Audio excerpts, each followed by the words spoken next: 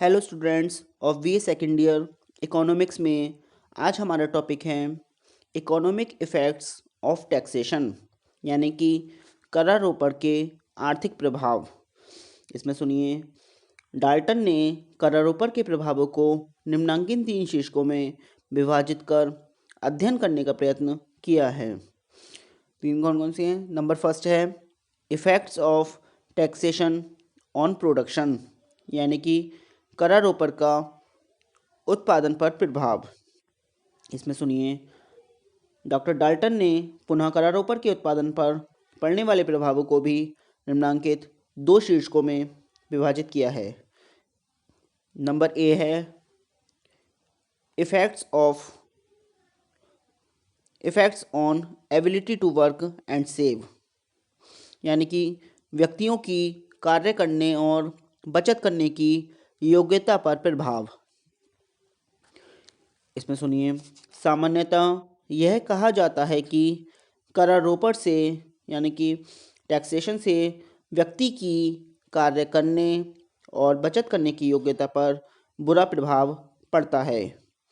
करारोपण के द्वारा व्यक्तियों के पास आय की मात्रा में कमी हो जाती है क्योंकि उन्हें करों के रूप में अपनी द्रव्य आय का एक भाग सरकार को दे देना पड़ता है। फलतः करदाता को अपना उपभोग घटाना पड़ता है। उपभोग की कमी से व्यक्तियों के शरीर में दुर्बलता आ जाती है, मतलब कमजोरी आ जाती है यानी कि वीकनेस, जिससे उनकी कार्यकुशलता कम हो जाती है। कार्यकुशलता की कमी से उत्पादन की मात्रा कम होना स्वाभाविक ही है। यह प्रभाव धनिकों की तुलना में मतलब रिचेस जो होते हैं की तुलना में निर्धन व्यक्तियों पर अधिक पड़ता है, मतलब पुअर व्यक्तियों पर, पुअर पीपल पर, क्योंकि उनकी आय पहले से इतनी कम होती है कि क्रय शक्ति आय में तनिक सी कमी आ जाने से कार्यकुशलता बहुत कम हो जाती है। यही नहीं, निर्धनों के बच्चों तक के काम करने की योग्यता, उनकी एबिलिटी कम हो जाने का निश्चित वह रहता है, मतलब निश्चित डर रहता है। जो गरीब बच्चे होते हैं उनकी काम करने की योग्यता भी कम हो जाने का एक भय रहता है, एक डर सा लगा रहता है। अतः सरकार को उन वस्तुओं पर कर नहीं लगाना चाहिए अथवा कम से कम लगाना चाहिए जिनका उपभोग प्रायः निर्धन वर्ग यानी कि पुअर कैटेगरी करता है। यहाँ यह उल्लेखनीय है कि मादक वस्तुओं पर लगाए गए करों का कार्यकुशलता पर बुरा प्रभाव नहीं पड़ता, क्योंकि कर लग जाने से इन हानिकारक वस्तुओं का मूल्य बढ़ जाता है, जिससे उपभोक्ता वर्ग इन वस्तुओं का उपभोग या तो पूर्णतः त्याग देते हैं या कम कर देते हैं। अतः मनुष्य का स्वास्थ्य खराब होने से बच जाता है और उनकी कार्यक्षमता बढ़ जाती है। बचत 2 बातों पर निर्भर करती है। प्रथम, व्यक्ति विशेष की आय और द्वितीय उसका व्यय, उसका खर्चा। चूँकि करारोपण से व्यक्ति की आय कम हो जाती है, जो उसकी इनकम है वो कम हो जाती है, इसलिए उसकी बचत करने की योग्यता यानी उसकी सेविंग करने की जो एबिलिटी है वो कम हो जाती है। बचत तो आय के स्तर पर ही होती है, अतः कर द्वारा जब आय कम होगी तो उसके साथ बचत भी कम हो जाती है। काम करने व बचत करने की योग्यता पर केवल प्रत्यक्ष करारोपण ही नहीं बल्कि परोक्ष करारोपण भी ऐसा ही प्रभाव डालता है। चूँकि करारोपण से करदाता की बचत करने की योग्यता कम हो जाती है, उनकी जो एबिलिटी है वो कम हो जाती है, इसलिए देश में पूंजी का संचय कम होता है। यदि कर समाज के निर्धन वर्गों पर लगाया जाता है यानी कि पुअर कैटेगरी पर लगाया जाता है, जिनके पास नाम मात्र को ही बचत होती है, तो करारोपण का बचत की योग्यता पर और भी बुरा प्रभाव पड़ता है। परंतु इसका दूसरा पहलू भी है। यद्यपि कर देने से आय की मात्रा कम हो जाती है और आय का वह भाग जिसकी बचत की जाती थी अब सरकार को कर के रूप में चला जाता है। परंतु कर भी तो एक तरह से समाज की एकत्रित बचत ही है। यदि इस कर से प्राप्त आय को उत्पादक योजनाओं पर लगा दिया जाए तो उसका वही प्रभाव होगा, इसका वही इफेक्ट होगा जो धन के करदाताओं के पास पूंजी अथवा बचत के रूप में रहने पर होता। अब नंबर बी आता है effects on desire to work and save, यानी कि व्यक्तियों की कार्य करने तथा बचत करने की इच्छा पर प्रभाव।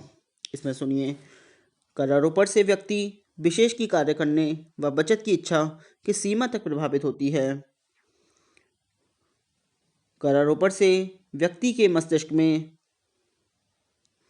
क्या प्रतिक्रियाएं उत्पन्न होती हैं, यह बहुत अंश तक उस व्यक्ति की आय की मांग की लोच पर निर्भर करती है। व्यक्ति की आय की मांग की लोच का अभिप्राय है कि व्यक्ति अधिक आय प्राप्त करने के लिए कितने प्रयत्न करने को यानी कि कितनी कोशिश करने को तत्पर है। आय की मांग की लोच होती है, आय की बेलोचदार मांग वह होती है जिसे प्राप्त करने के लिए नागरिक हर संभव प्रयास करेगा, जो सिटीज़न है वो हर संभव प्रयास की कोशिश करेगा। कम से कम निश्चित आय तो उसे अवश्य देनी होगी, मतलब कम से कम ये जो भी लिमिटेड इनकम है वो अवश्य देनी होगी। अर्थात आय की मांग बेलोचदार तब होती है जब मनुष्य की निश्चित आय की मांग हमेशा रहती है। उदाहरण के लिए एक एग्जाम्पल है, वो सुनिए।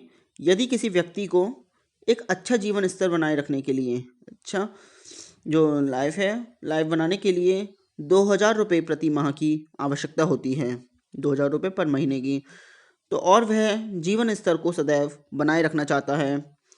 अब यदि उसकी आय पर 100 रुपये प्रति माह कर लग जाता है तो उसे अपने जीवन स्तर को पूर्ववत बनाए यानी कि पहले की तरह बनाए रखने के लिए इतना अधिक मेहनत और करनी पड़ेगी कि उसे मतलब 2,000 रुपये की आवश्यकता थी तो 2,100 रुपये यानी 2,100 रुपये माहवार मिल सके। अतः स्पष्ट है कि आय की मांग बेरोजगार होने पर कर उत्पादन में वृद्धि कर देते हैं, उसमें इंक्रीज कर देते हैं और मनुष्य की कार्य करने व बचत करने की इच्छा में वृद्धि हो जाती है। आय की लोचदार मांग का तात्पर्य यह होता है कि व्यक्ति विशेष को किसी निश्चित आय की आवश्यकता नहीं है, उसे जो भी आय उपलब्ध होती है उससे उसका काम चल जाता है, अर्थात वह अपनी आय को बढ़ाने के लिए अधिक परिश्रम नहीं करना चाहता। ऐसी स्थिति में करारोपण से व्यक्ति के काम करने व बचत करने की इच्छा कम हो जाती है। कुछ व्यक्तियों की आय की मांग की लोच इकाई के बराबर होती है, अर्थात वे इस बात के लिए चिंतित नहीं होते कि उनकी आय कितनी होगी। अतः भविष्य में चाहे कितनी भी आय हो वे एक सा ही कार्य करते हैं और एक सी बचत करते हैं। ऐसे व्यक्तियों में कार्य करने व बचत करने की आदत सी पड़ जाती है। अतः कर की दर चाहे कितनी भी ऊंची या नीची हो वे एक ही गति से कार्य करते हैं।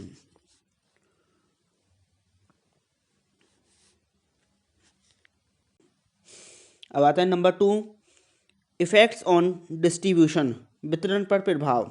इसमें सुनिए, जिस प्रकार वही कर उत्तम माना जाता है जिसका प्रभाव उत्पादन पर प्रतिकूल ना पड़े, उसी प्रकार उचित वितरण के दृष्टिकोण से वही कर उत्तम समझा जाता है जो धन अथवा आय के वितरण की विषमता को कम करता है। प्राचीन अर्थशास्त्री करारोपण से वितरण को प्रभावित नहीं करना चाहते थे, जो डिस्ट्रीब्यूशन है उसको प्रभावित नहीं करना चाहते थे। सर्वप्रथम जर्मनी अर्थशास्त्री बैगनर ने यह बताया कि राजस्व का उद्देश्य केवल राज्य के लिए साधन एकत्रित करना ही नहीं बल्कि राज्य की राजकोषीय नीति यानी कि फिस्कल पॉलिसी देश की सामाजिक, आर्थिक और राजनीतिक परिस्थितियों पर आधारित होनी चाहिए, जिससे देश में धन का वितरण यथासंभव समान रहे।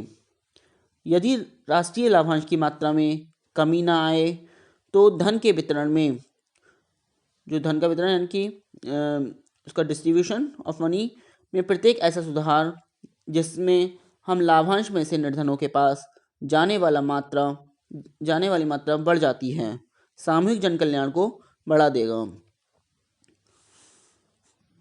अब नंबर 3 आता है अदर इफेक्ट्स, यानी कि अन्य प्रभाव। इसमें नंबर ए है टैक्सेशन एंड इन्फ्लेशन, यानी कि कर और मुद्रास्फीति। इसमें सुनिए, मुद्रास्फीति में कीमतों में निरंतर वृद्धि होती रहती है, जिससे समाज के बहुसंख्यक लोगों को हानि होती है। ऐसी स्थिति में करों का उद्देश्य व्यक्ति की व्यय शक्ति को कम करके कीमतों की बढ़ने की प्रवृत्ति को रोकना होता है। सरकार भारी कर लगाकर व्यक्तियों की अतिरिक्त क्रय शक्ति ही चलन से खींच लेती है, जिससे व्यक्ति के पास द्रव्य की मात्रा घट जाती है और वह सब उतना व्यय करने योग्य नहीं रहता जितना कि पहले व्यय कर सकता था। आय कर और व्यय कर इसके लिए बड़े प्रभावशाली सिद्ध हुए हैं। नंबर बी आता है टैक्सेस एंड डिफ्लेशन, यानी कि कर और मुद्रा संकुचन। इसमें सुनिए, मंदीकाल या मुद्रा संकुचन की स्थिति में करों का एक अन्य ही प्रकार की भूमिका अदा करनी पड़ती है। मंदीकाल में उपयुक्त कर नीति करों में कमी है। वस्तुओं पर लगाए गए करों को घटाकर इतना कम कर दिया जाना चाहिए कि जनता के उपभोग व्यय में पर्याप्त वृद्धि हो सके। और नंबर सी आता है effects of tax on consumption, यानी कि करारोपण का उपभोग पर प्रभाव। यदि कर निर्धन वर्ग पर लगता है तो उससे निर्धन व्यक्तियों का उपभोग गिरेगा, क्योंकि करारोपण के कारण उनकी आय कम हो जाती है।